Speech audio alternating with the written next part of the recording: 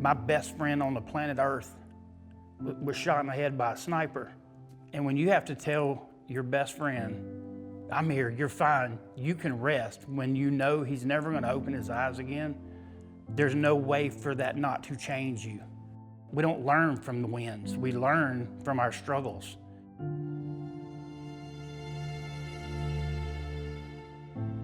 Hey, my name's Brandon. I served in the United States Army.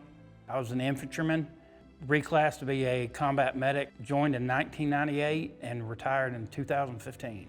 I had a rough childhood. My sister was killed in a car wreck sitting in my lap when I was 7. Dad left the next day. Struggles that led to doors slamming in my face saved lives on the battlefield when I finally got my chance in war. Not too long after I got done with all my medical training and when we invaded Iraq. So I went from the schoolhouse to baptism by fire. People don't holler medic because they want to tell you the temperature's good. It's a worst case scenario nearly every time.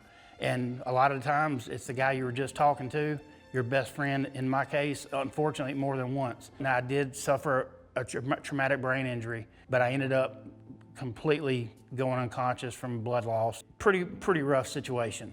The weird thing about it is none of the physical wounds that I've dealt with have been anywhere close to what I've dealt with my mind. You come back and you go to the store and you see somebody that you went to high school with, somebody that looked up to you, and you can't talk because you stutter.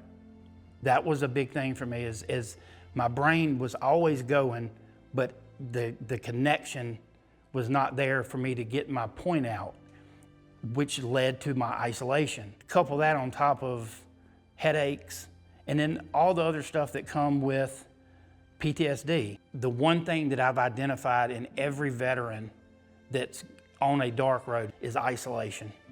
Mine got so bad that when I retired, I lived in a FEMA trailer. Eventually I would get a phone call from my mother that said, either you call me back or I'm calling the sheriff's department to do a welfare check. The first time I checked myself into a mental health facility, I was still on active duty. I was a sergeant first class, E7, but something was there, and I was on that path to self-destruction. What got me to check myself into a place in Nashville was, if you do this, and your soldiers that look up to you and respect you and you've trained and you've led by example, maybe it gives them the guts, the courage to do it themselves if they need it. Because if you need it, guaranteed there's somebody else that needs it. So I did it. And it was the start, it wasn't the fix. It was the start. You're gonna have bad days. I don't look at myself as broken, but I don't look at myself as completely whole either. Different therapies I've been through, I've done EMDR, probably the one that helped me the most. There was a time, there was no light at the end of my tunnel at all. Because all those therapies, I couldn't look back on one of them and say, that one right there helped me the most. As a collective, they all helped me in some way. You take the good with the bad, but going through the bad is how you appreciate the good. My grandfather, my mom's dad, is one of my favorite people on earth. He was a World War II veteran. He was on the USS New Jersey, which is the most decorated battleship of World War II. We were at the World War II Museum this morning. When we walked across the street the first time and I looked up and saw it, for 17 years I got to wear that uniform and carry that torch to pass on to the next generation. One day, 80 years from now, there's a Iraq-Afghanistan War on Terror museum. Hopefully, somebody will walk through that museum and think of my generation to keep them moving forward and keep them pushing forward.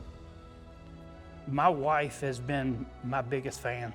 She's put herself out there so much and so many times to support me. Well, now she broke her ankle, and today I'm pushing her in a wheelchair. In a lot of ways, that's a role reversal. She's the one pushing my hypothetical wheelchair almost all the time. Just by supporting me, she's kept my wheelchair going. I was honored to push her. If I had to give a veteran some advice, we have to live a life worthy of the sacrifice of our buddies. We're still here. For whatever reason, we've been able to be willing to die for our country, but I feel like we're not willing to live for it. Taking the step to reach out, to make the connection. Thrive, don't just live.